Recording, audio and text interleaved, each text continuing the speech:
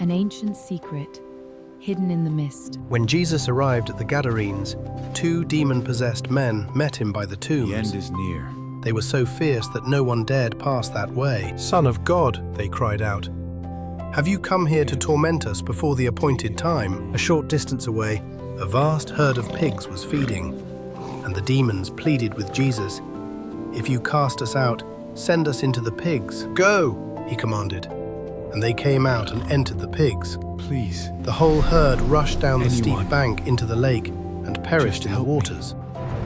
The pig herders fled to the town, spreading word of all that had happened.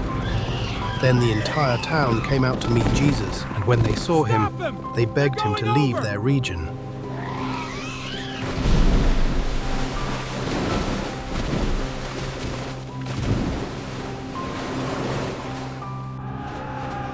It's the end of the world!